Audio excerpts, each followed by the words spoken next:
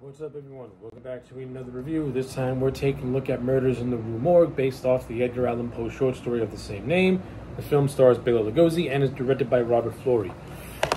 The overall plot line of Murders in the Rue Morgue is this. Bela Lugosi stars as this mad scientist named Dr. Merkel, who goes around 1840s France slaughtering young women with the intent of injecting the blood of his ape into these women as a way to find a mate for his ape.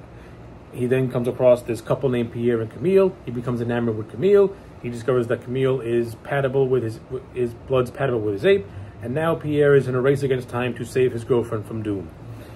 That's the overall story of Murders in the Rue Morgue. Let's get right into it. At the end of the day, I found this movie to just be blah. I do not hate Murders in the Rue Morgue, but I don't love this movie whatsoever at all. I've seen better movies from the 1930s and 40s, and this is not one of those better movies, to be honest with you. Let me get my positives out of the way first. Positive number one, Bela Lugosi as the character of Dr. Merkel. He is a lot of fun. I like Bela Lugosi. Who doesn't like Bela Lugosi? He is Count Dracula. And I like seeing him in the over-the-top role as a mad scientist who is killing these young women to transfer to basically do blood transfusions with an animal. It's completely sadistic, horrific, and just the perverted and the perverse of science. And I thought Bela Lugosi as the good doctor was good in the role. I don't think he has enough scenes, but I thought he was overall really, really good in the role. And pretty much the only memorable part of this entire movie is Lugosi, and that's really not saying much when you actually watch this movie.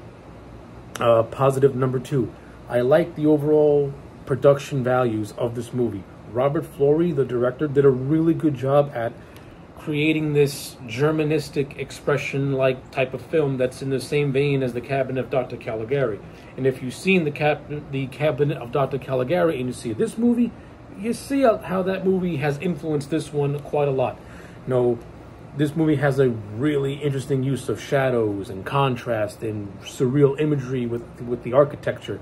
Like, it really stands out and it looks really, really cool. You know, Robert Florey, to me, did a really good job at creating a very just weird and just surreal, dreamlike atmosphere with this movie. So yeah, direction and production values, fantastic. The cinematography in this movie looks really, really good. This is a good-looking movie. Like I said, or like I had said, this movie from a visual standpoint really is really, really good. And this movie does have some good scenes here and there. I like the scenes with Lugosi and his pet gorilla Eric.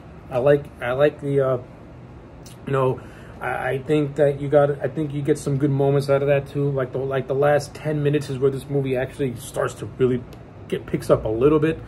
And with the gorilla when the gorilla is set loose and goes on his killing and kidnapping spree under the control of his owner. You know, those things are good. I like how certain scenes are left in shadow and up to the imagination, because that's where your mind can fill in the blanks of the gruesomeness. That stuff I enjoyed as well. Now, my biggest gripe against this movie, now we're getting on to my negatives. The supporting cast in this movie, to me, I think is boring. I think the characters of Pierre and Camille, who are the two leads, I don't find them to be interesting whatsoever. I find them to be absolutely just bland and boring. They do not stand out. The rest of the supporting cast ain't much of a difference, because they're boring too and very, very forgettable. I think the acting from the supporting cast is not horrible, but it's just so flat and just so lifeless. Watching these people talk is like watching water drift through. It's like watching wood drift through water. It is the most uninteresting and unappealing thing you'll ever see in your life. That is the acting, aside from Bela Lugosi, in this movie. It is just, how can I explain it? It's just there. The acting is thus there. No one puts in a bad performance, but nobody puts in a performance that's worth talking about, is what I'm trying to get at. And that is the acting of this movie. Another thing about this movie, it runs for an hour. So you think it's going to be, you know, quick paced and fast, and it's going to be very entertaining all throughout. No. This movie drags, and it drags a lot. This movie makes 1 hour feel like 3 hours. That's how boring this movie can be. That's just how dragging this movie can be. There are certain scenes that go on longer than they should, and there are scenes that should go on longer. They go on too short. And if you would have just, you know, had better pacing, Lugosi could have gotten more screen time, and the more interesting stuff which involves him could have been shown more, instead of the boring and bland stuff that I just don't care about. That's just me. Especially when you get to the third act, where there's this drawn-out scene of Pierre trying to break into his girlfriend's room, and it just goes on much longer than it should.